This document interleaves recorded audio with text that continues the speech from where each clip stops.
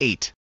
Lucian of Samosata was a Greek satirist who spoke sarcastically of Christ and Christians, but in the process, he did affirm that they were real people and never referred to them as fictional characters. The Christians, worship a man to this day, the distinguished personage, who introduced their novel rites, and was crucified on that account. You see, these misguided creatures start with a general conviction that they are immortal for all time, which explains the contempt of death and voluntary self-devotion, which are so common among them, and then it was impressed on them by their original lawgiver, that they are all brothers, from the moment that they are converted, and deny the gods of Greece, and worship the crucified sage, and live after his laws. All this they take quite on faith, with the result that they despise all worldly goods alike, regarding them merely as common property. From this account we can add to our description, and conclude that Jesus taught about repentance and about the family of God. These teachings were quickly adopted by Jesus' followers and exhibited to the world around them. Who admits that Jesus was worshipped by Christians, introduced new teachings, and was crucified for them. He said that Jesus' teachings included the brotherhood of believers, the importance of conversion, and the importance of denying other gods. Christians lived according to Jesus' laws, believed themselves to be immortal, and were characterized by contempt for death, voluntary self-devotion, and renunciation of material goods. 9. Celsus, Roman philosopher, is the last hostile pagan account we will examine, although there are many other later accounts in history. Celsus was quite hostile to the Gospels, but in his criticism, he unknowingly affirms and reinforces the authors and their content. His writing is extensive and he alludes to 80 different biblical quotes, confirming their early appearance in history. In addition, he admits that the miracles of Jesus were generally believed in the early 2nd century. Here is a portion of his text. Jesus had come from a village in Judea, and was the son of a poor Jewess, who gained her living by the work of her own hands.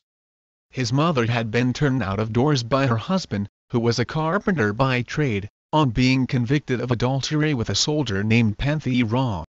Being thus driven away by her husband, and wandering about in disgrace, she gave birth to Jesus, a bastard.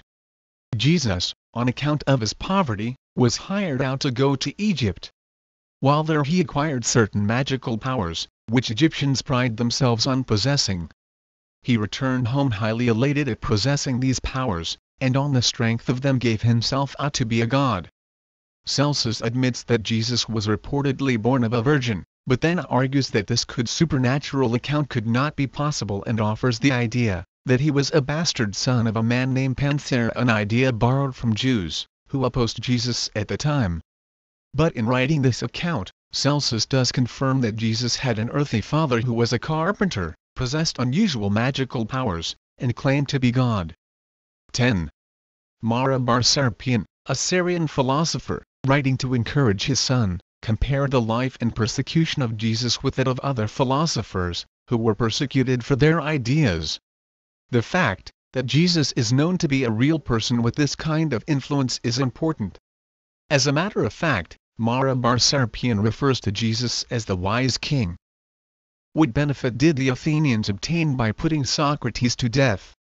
Famine and plague came upon them as judgment for their crime. Or, the people of Samos for burning Pythagoras? In one moment their country was covered with sand. Or the Jews by murdering their wise king. After that their kingdom was abolished. God rightly avenged these men. The wise king lived on in the teachings he enacted. From this account, we can add to our understanding of Jesus. We can conclude that Jesus was a wise and influential man, who died for his beliefs. We can also conclude that his followers adopted these beliefs and lived lives that reflected them to the world in which they lived. 11. Suetonius was a Roman historian and annalist of the imperial house, chief secretary to Emperor Hadrian. His writings about Christians describe their treatment under the Emperor Claudius 41–54 AD. Because the Jews at Rome caused constant disturbances at the instigation of Chrestus Christ, Claudius expelled them from the city Rome. This expulsion took place in 49 AD, and in another work, Suetonius wrote about the fire, which destroyed Rome in 64 AD under the reign of Nero. Nero blamed the Christians for this fire and he punished Christians severely as a result. Nero inflicted punishment on the Christians, a sect given to a new and mischievous religious belief.